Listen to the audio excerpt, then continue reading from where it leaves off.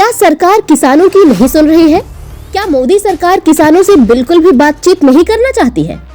किसान नेता जगजीत डल्लेवाल भूखे प्यासे अनशन पर है और उनकी हालत ऐसी हो गई है कि अभी उन्हें हॉस्पिटल में भी एडमिट करवा दिया जाए तो वे वहां भी शायद मुश्किल से ही रिकवर कर पाएंगे, क्योंकि डॉक्टर्स के मुताबिक जगजीत डल्लेवाल के शरीर पर अब मांस भी नहीं बचा है।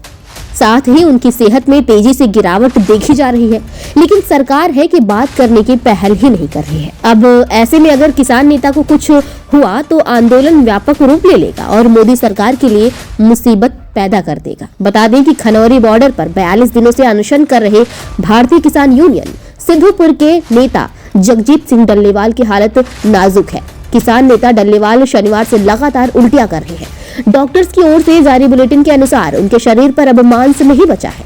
लीवर, किडनी और फेफड़ों में खराबी आ गई है। अब हालत ये है कि अगर जगजीत सिंह डल्लेवाल का अनशन खत्म कर देते हैं तो भी रिकवरी मुश्किल है। हालांकि केंद्र सरकार की ओर से अभी तक अनशन खत्म कराने की कोई सुगबुगाहट नजर नहीं आ रही है। अब सवाल ये है कि क्या सरकार डल्लेवाल को यूं ही मरने देगी?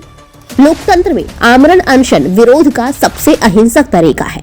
किसान नेता जगजीत सिंह डल्लेवाल भी एमएसपी को लेकर कानून बनाने की मांग पर अड़े हैं। वो पिछले 26 नवंबर से खनौरी बॉर्डर पर आमरण अनशन कर रहे हैं।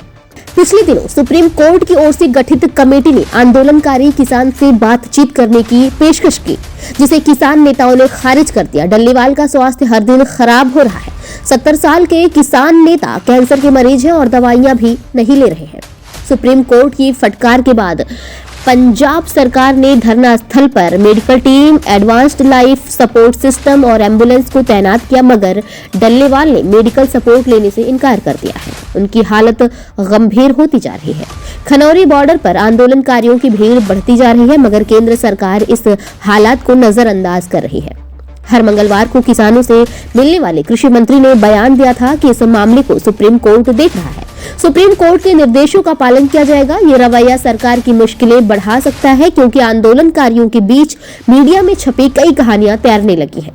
पिछले दिनों सुप्रीम कोर्ट में सुनवाई के दौरान सॉलिसिटर जनरल तुषार मेहता से पूछा गया कि सरकार बयान क्यों नहीं दे रही है, कि वो वास्तविक मांगों पर विचार करेगी और हम किसानों से चर्चा के लिए तैयार हैं। इसके जवाब में तुषार मेहता ने बताया था कि शायद कोर्ट को इससे जुड़े फैक्टर्स की जानकारी नहीं है।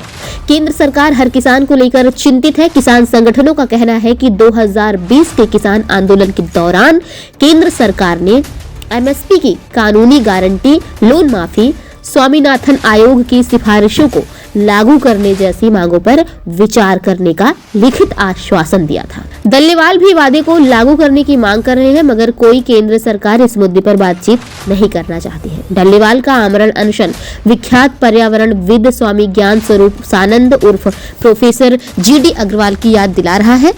जीडी अग्रवाल ने भी गंगा की सफाई को लेकर 112 दिनों तक आमरण अनशन करते हुए प्राण त्यागे थे।